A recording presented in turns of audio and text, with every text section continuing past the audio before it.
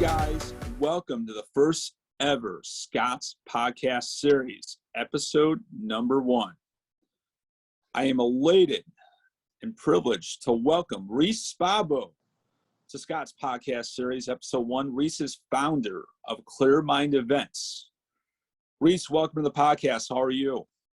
Good. Hi. Thanks for having me. Thank you for coming on. So let's dive right into it. Tell me about your nonprofit, Clear Mind Events. Well, we're a relatively new nonprofit. 2019 was going to be a big year for us. We were sponsored by a clothing company called Demons Behind Me, and we were going to be at 7 Danny Wimmer Presents, and another 4 are scheduled and more coming in the works. Everyone knows what happened with COVID, and everything came to a screeching halt. And what was difficult is we didn't know where to go from there. And even the festival promoters and event organizers, they didn't know whether to push events back or to cancel it. So everyone just kind of had to wait and see. And now here we are, we're kind of gearing up and getting started again. Definitely. 2020 was a very long year for all of us, especially in the live events industry. And 2020 was too long. I'm so glad that here in 2021, live events are resuming. Most importantly, music festivals are resuming here in the next couple of months. What are some of your initiatives with Clear Mind Events heading into the summer and fall? Well, I actually think that our mission's more important now than ever.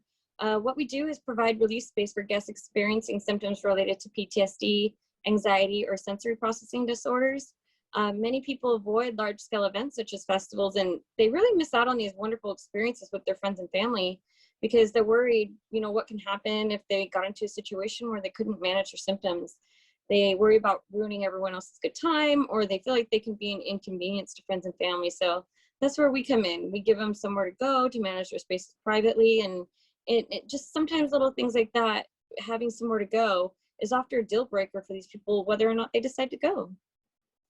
That's absolutely fabulous. I mean, what Clear Mind Events is doing with the festival is obviously mental illness has been a massive topic in the landscape of social media the last couple of years. And I think it's just amazing that being at a music festival, being a little stressed out, having a lot of people there, that people have the right place to go if they're in an uncomfortable situation. So I think it's fabulous what Clear Mind Events are doing.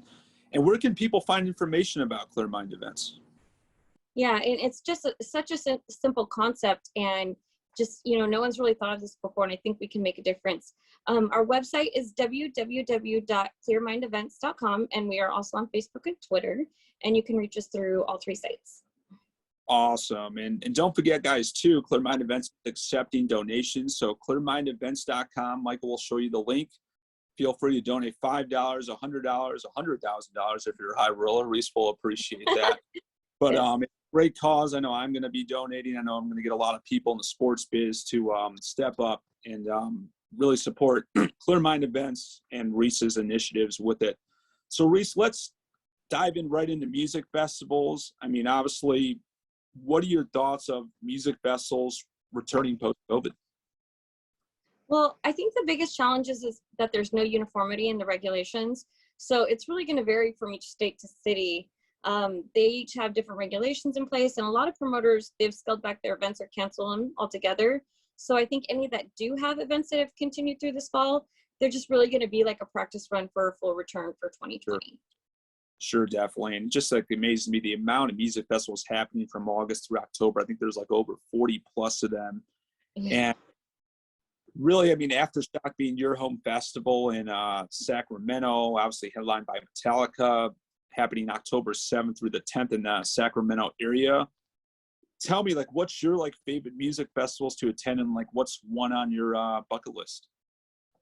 Well, like you said, Aftershock is my hometown festival, so it's near and dear to my heart, and it's been absolutely amazing to watch it go from a one-day festival to this year, it's going to be 3.5 days for the first time ever.